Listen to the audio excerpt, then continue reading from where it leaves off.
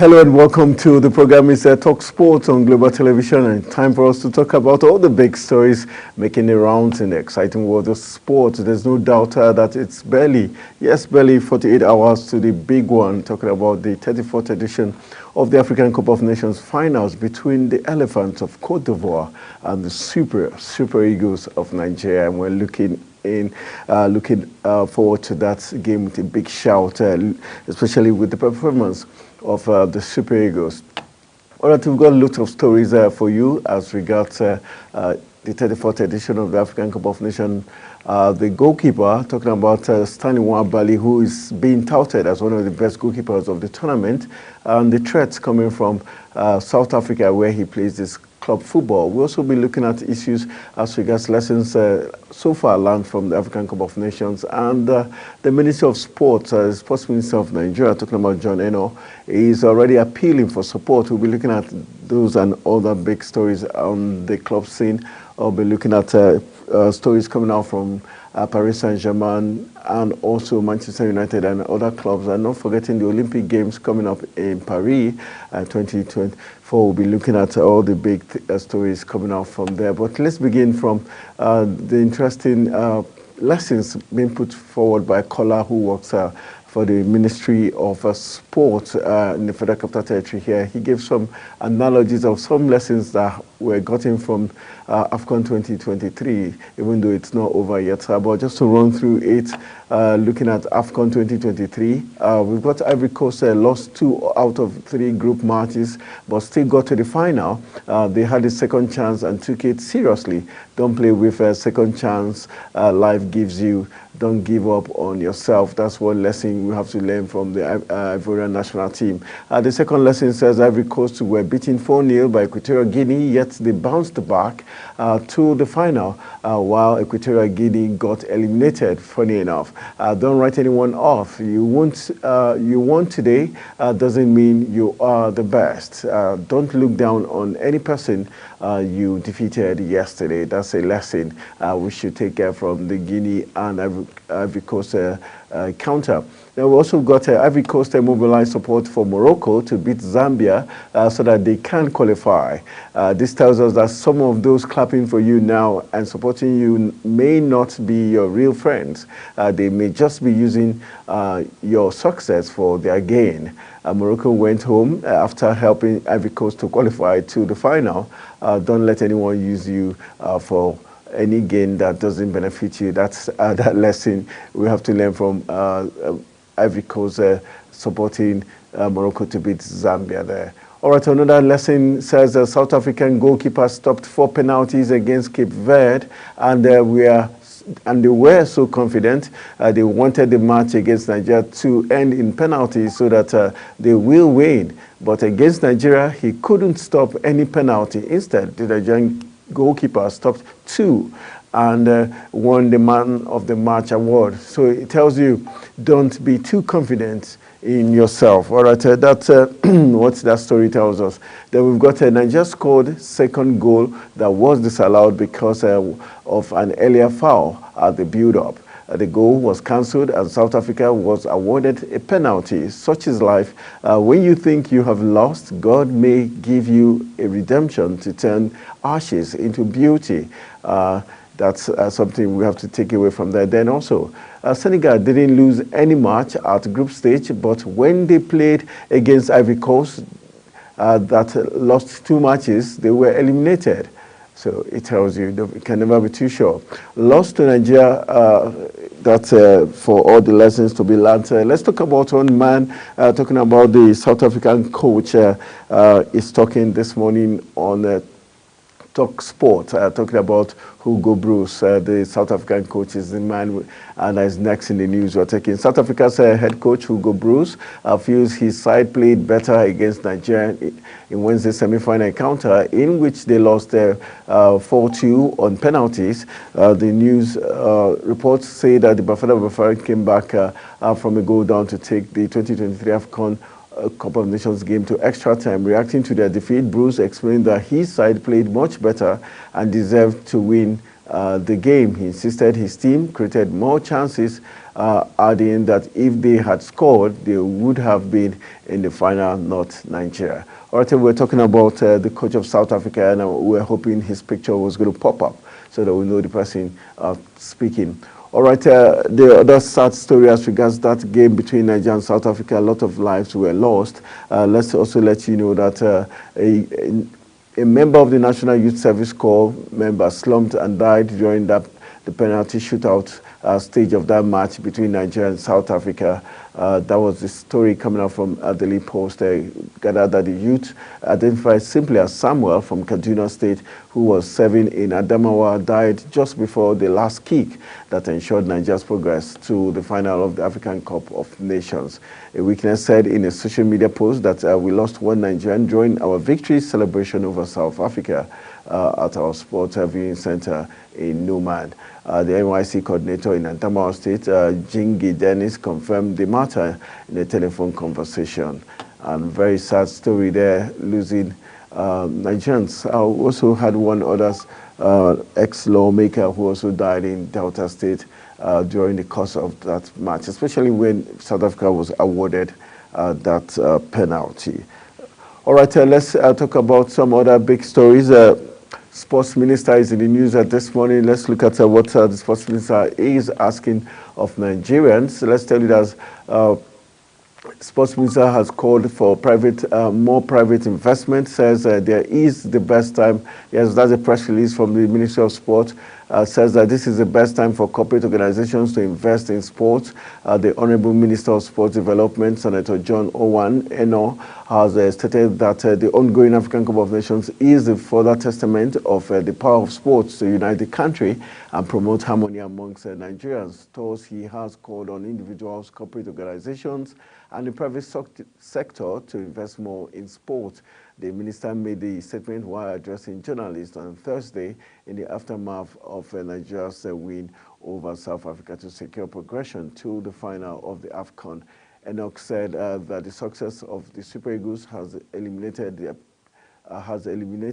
the appearances of division as Nigerians at home and abroad have embraced each other as a united force to support the country and celebrate their victories. He reiterated the sponsorship and investment in sport is not to be left to the government alone, as all Nigerians have a stake in it, and provides a fertile platform to reach out to the generality of Nigerians. So the minister is calling on everybody to, as a matter of urgency, support the Super Eagles by making their own donations so that the Super Eagles can, on Sunday, win the African Cup of Nations for the fourth time. All right, a very interesting video is coming up next. We're talking about the Super Eagles wing back, Ola Aina, who has reacted to his penalty shootout miss against South Africa. There was a video where he, all right, we do not have the video, but we have the picture of Aina on Wednesday night. Nigeria defeated South Africa 4-2 on penalty shootout to get to the AFCON final.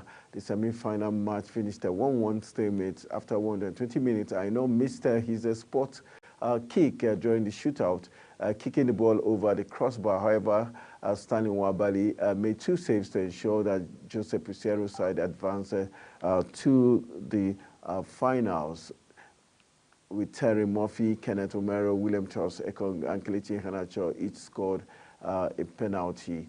And the Super Eagles will face Ivory Coast in the final. And I know it was quick to come out to, say thank you to his teammate because he couldn't have faced the trauma of being the one that cost Nigeria the chance to get into the finals. All right, let's leave the Super Eagles and move to club football. Some big stories coming out. Paris Saint-Germain, that's what we're looking at right now. Let's see if we've got a guest moving. Okay, we're supposed to have a guest joining us in the studio. So Leicester let's give you this story. Then we'll go for a quick break. When we return from the break, then we'll be taking more stories after this one. Paris Saint-Germain will leave the Parc des Princes after the city confirmed the stadium was not for sale. Club president Nasser Al-Khalifi said on Thursday, it's too easy to say now that the stadium is not for sale anymore. We know that we want and we wasted years to try and buy it. It's easier for us now. We know what we want. It's over for us. We want to move out of Parc to confirm Parc des Princes will not be sold. All right, let's move in for a very quick break. When we return from the break, we'll be looking at Cristiano Ronaldo rakes in £218 million to top a new list of world's 100 highest paid athletes. So we'll be giving the list of the top 100 athletes when we come back from the break, and also some other big stories making the rounds we will be sharing with you as regards the issue of the blue card. The blue card is to be introduced in world football. These and other big stories will come your way after this break. Stay with us.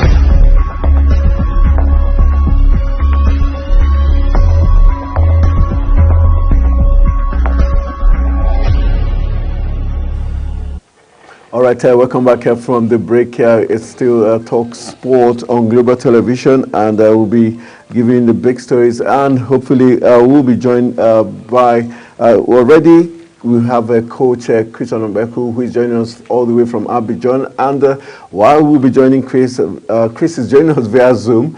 We've got coach Charles Ohaji in the studio. Charles, nice to have you in the studio in your full regalia. Yes, thank you, Tony. Let's do it. Are you just coming from the training pitch? Yes, of course. You know, naturally, that's the life of a coach. You must always keep training, keep pushing, keep learning new team, keep trying out new strategies and formations every day. All right. Okay. While we'll be talking, let's now join Coach Chris Onombeku, who is in Abidjan live. Let's hear what he has in store for us.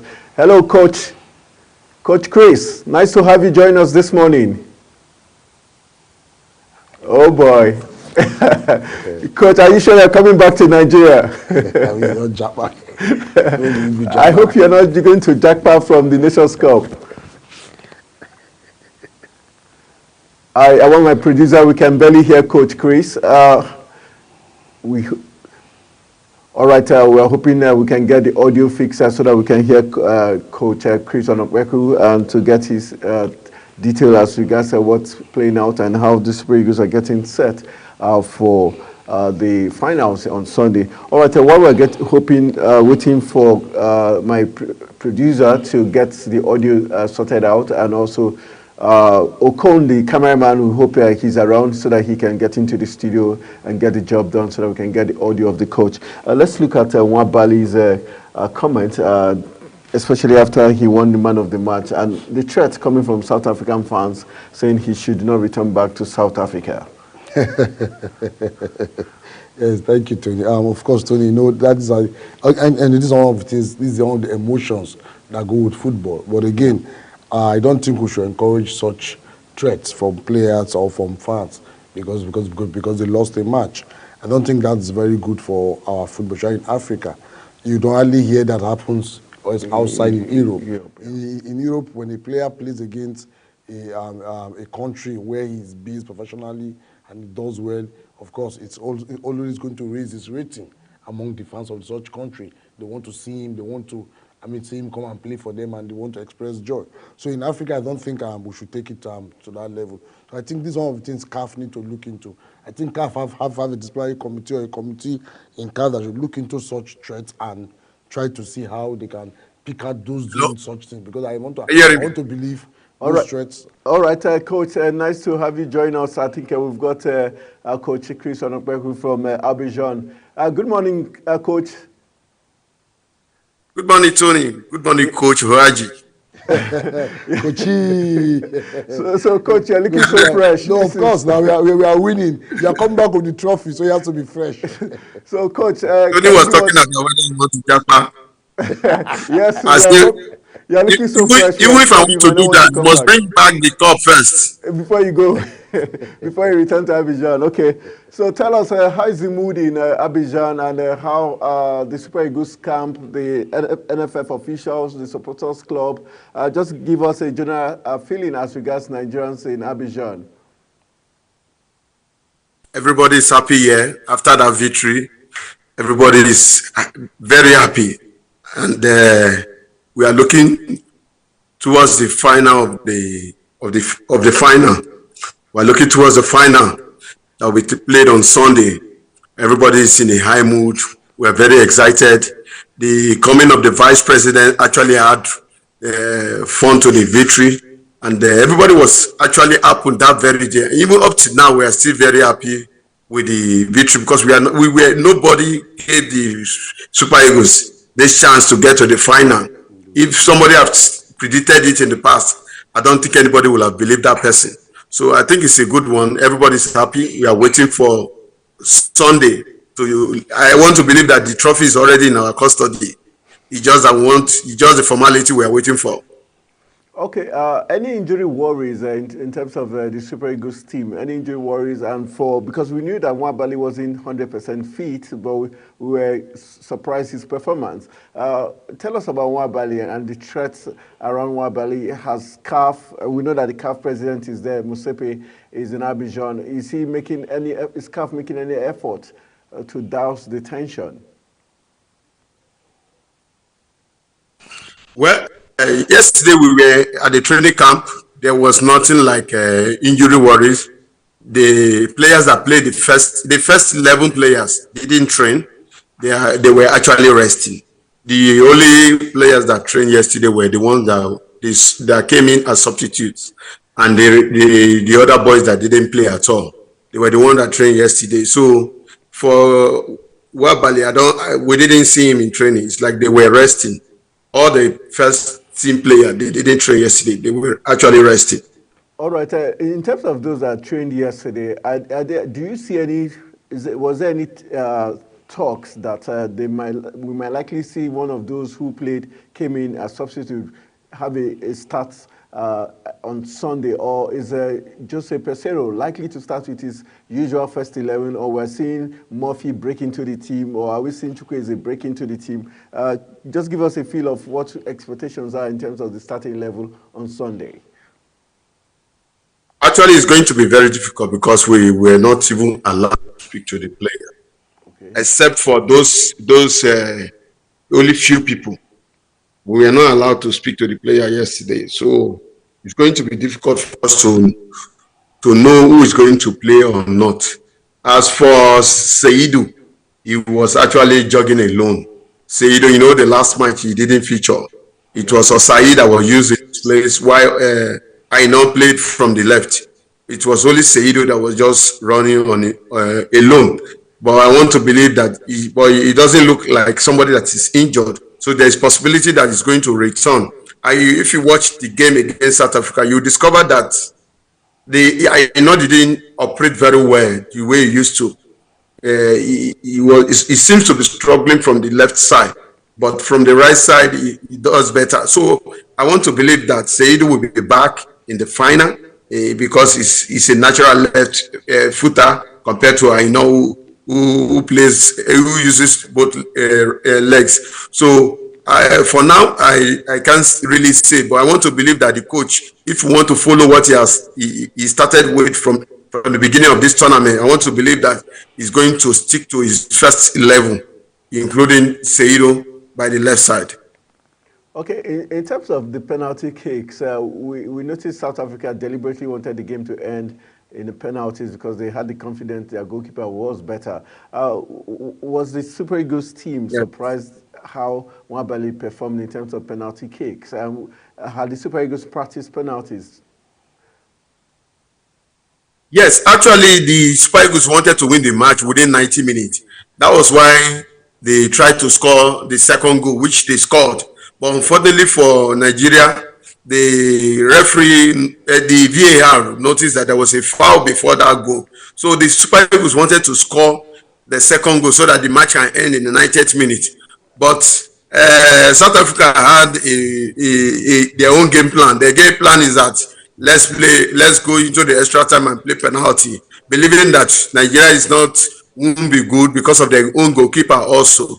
But ever since Super Eagles started training in Abidjan, they've been practicing this penalty shootout. That was why the coach was not afraid. That was why the officials in the Super Eagles camp were not afraid, because they know that these guys are good. You can see none of them, apart from Aina, even the Aina that missed, if he had kicked the ball lower than it will have entered because the keeper was already on the other side. So those people that played, they have so many penalty takers in our team. So many of them. You know, remember also Osimhen also is a good taker.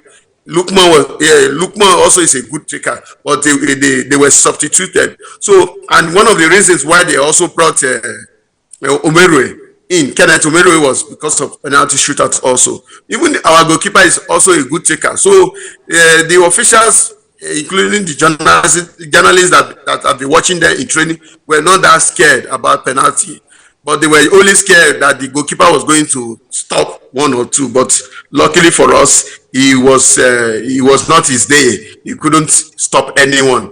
And our own goalkeeper lived up to expectation. Why? Because he plays in South Africa and he knows most of the players, because most of the players in the South African national team, they play in the league.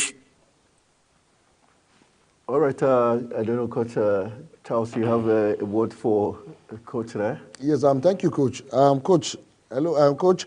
I want to know the spirit. I want to talk about our captain, Truth Ekong. There's feelers that he has been playing with injuries all this while. I want to know from the camp, you've been in the camp, you're in Côte d'Ivoire, and you know the spirit of the team is very high. So I want to believe that he's going to be fit for our final game on Sunday. So is there any issues on Truth Ekong? If it's Truth Ekong, just forget about him. It's a typical Nigeria. He just have a Oyibo skin. It's a typical Nigeria. Because even before the match against Cameroon, he has been nursing injury, but he has been playing with it. That is patriotism at his highest level.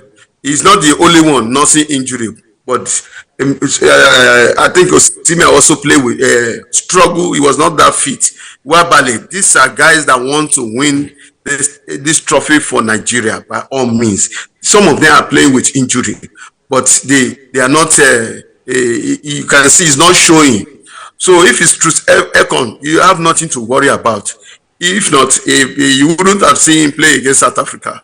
Even before Cameroon, he had injury. So there is nothing to worry about if it's concerning Ekong. All right, Coach, before we let you go, let's look at, I know, we noticed that even when Nigeria did win the penalty kicks, the shootout, he was still standing like he was scared and lost. How traumatized was, I know, after missing that penalty kick, and has there been any further talk with him as regards trying to, psych him to get over that trauma of missing that kick? And he even apologized on video saying his teammates saved him. Can you tell us what was going through his mind? Well, concerning I know, we didn't see him yesterday anyway. We didn't see him because he was one of those, the first team player that didn't come to camp. They were told to rest yesterday. So we've not seen him. But concerning the loss, and after the match also, we couldn't see them because immediately after they won that match, they left for Abidjan, and the journalists that they have to come back by road. So we didn't see him up to now. And from now till the day of the match, we won't be able to see them because it was only yesterday they gave us, apart from a day before the match, which we are going, CAF is going to bring one player with the coach to talk to the press. And I doubt if they are going to bring, because I know many people want to ask him such questions. So it's actually difficult for us to see him. But I want to believe that he has gone over it. The most important thing is that we have won. That's the most important thing. We have won the match, so there is nothing to worry about. All right. Charles has a question for you before we let you go. Thank you, Coach. Coach, of course, we learned there are a lot of influx of Nigerians right now landing in Cote d'Ivoire, a lot of aircrafts coming in.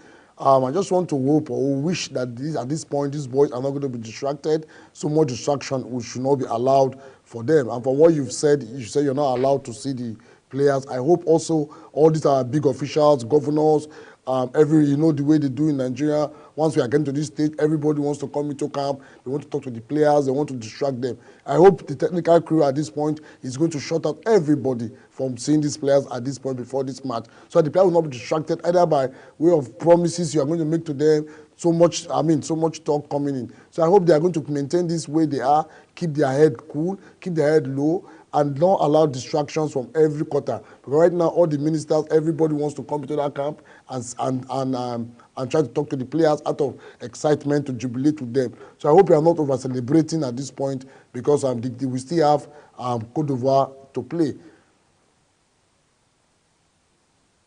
The good thing is that CAF does not allow everybody to enter into the camp of the Super Eagles.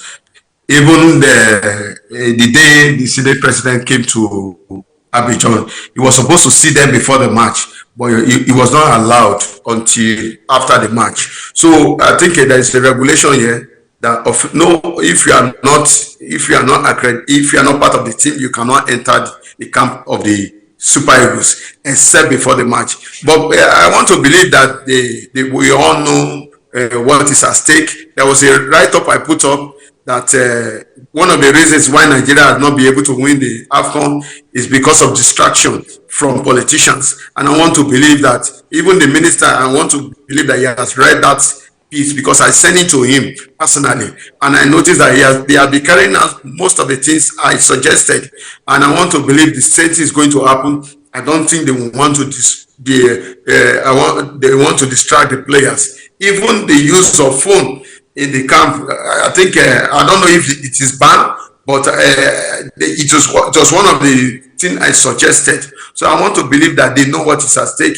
If they distract this player, they might lose focus. But if you notice, since the players got to the semi-final and final, nobody has actually promised them anything because they don't want distraction from anywhere.